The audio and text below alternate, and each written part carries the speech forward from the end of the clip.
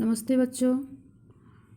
काफ़ी छुट्टियों के बाद आज हम दोबारा से क्लास स्टार्ट कर रहे हैं। इसके पहले हम क्षितिज और व्याकरण पढ़े थे। आज हम एक आपकी नई बुक कृतिका स्टार्ट कर रहे हैं, जिसमें आपका 2 चैप्टर कट गया है, जो फर्स्ट और लास्ट। इसमें हम सेकंड चैप्टर से पढ़ेंगे। चैप्टर का नाम है आपका मेरे संग की औरतें, जिसकी राइटर हैं मृदुला गर्ग, जिनके जीवन परिचय के बारे में आज हम पढ़ाई करेंगे।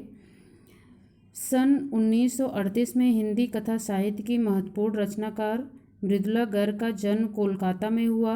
दिल्ली विश्वविद्यालय से इन्होंने अर्थशास्त्र में एमए की परीक्षा उत्तीर्ण किया। अधिकतर मृदुला जी अलग अलग शहरों में रही, शायद इसीलिए इनकी रचनाओं में इतनी विविधता देखने को मिलती है।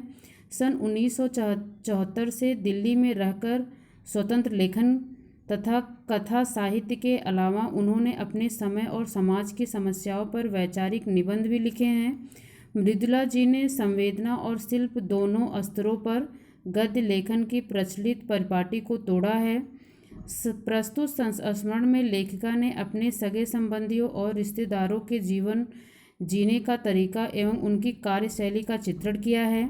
लेखिका ने रचना में शब्दों का चयन बड़ी खूबसूरती और परिपक्वता से किया है।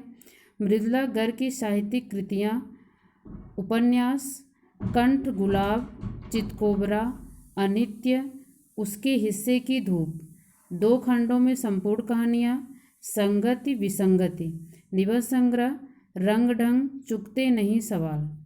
ये मृदुला गर्ग के जीवन के बारे में था। यहाँ पे मृदुला जी ने इस पाठ में यही बताया है कि पहले की जो औरतें थी उनका रहन सहन कैसा था और उनके विचार कैसे थे, उनके जीवन जीने का तरीका कैसे था, इन सब चीज़ों के बारे में जानकारी दी है। ये इनकी रचना जो है, चैप्टर का नाम है मेरे संग की औरतें। इसमें मृदुला जी ने संस्मरण ये रचना है। संस्मरण का मतलब ये होता है कि जो चीज़ें उनके साथ पहले घटी होती है उसे वो दोबारा से याद करके अपनी लेखनी के माध्यम से जो प्रस्तुत करती हैं उसे ही हम संस्मरण कहते हैं। तो इसमें लेखिका जी ने अपने परिवार के बारे में ही बताया है, जिसमें उन्होंने अपनी माँ के बारे में, नानी के बारे में और अपनी बहनों के बारे में यहाँ पे उन्होंने चित्रण किया है। एक अनोखे ढंग से उन्होंने यहाँ पे प्रस्तुत किया है, जिसको पढ़ के हमें ऐसे लगता है कि जैसे हम मृदुला जी के जीवन के साथ ही जी रहे हों। और बच्चों, मैं आपको बता दूं कि अगर आपने बुक नहीं लिया है तो आप ले लो, क्योंकि बिना बुक के आप पढ़ोगे नहीं, आपकी पढ़ाई अच्छे से नहीं हो पाएगी।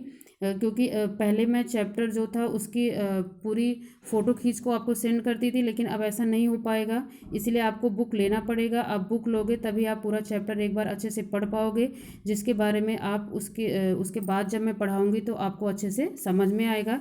इसलिए आप लोग बुक ले लेना, और आगे चैप्टर के बारे में हम कल पढ़ेंगे। आज सिर्फ हम यहाँ बस लेखक परिचय के बारे में ही पढ़ेंगे, जिसको आपको अपनी कॉपी में इसको लिख लेना है। इसके बाद जब चैप्टर पढ़ाएंगे उसके साथ के साथ जो शब्दार्थ होता है उसको भी आपको अपनी कॉपी में लिखना है। और आपके क्षितिज और कृतिका से कुछ चैप्टर निकाल दिए गए हैं बोर्ड की तरफ से, जिसमें मैंने अभी आपको बताया था कि 2 चैप्टर आपका निकाल दिया गया है, फर्स्ट और लास्ट का। बाकी 3 चैप्टर ही हम पढ़ेंगे कृतिका में। और क्षितिज में जो गद्य और काव्य को आपने पढ़ा था उसके बारे में भी मैं आपको बता दूंगी। इसके बाद मैं आपको एक चैप्टर का पूरा लिस्ट आपको दे दूंगी कि कितने चैप्टर आपके कट गए हैं और कितने आपको पढ़ने हैं। तो आज के लिए इतना ही, धन्यवाद।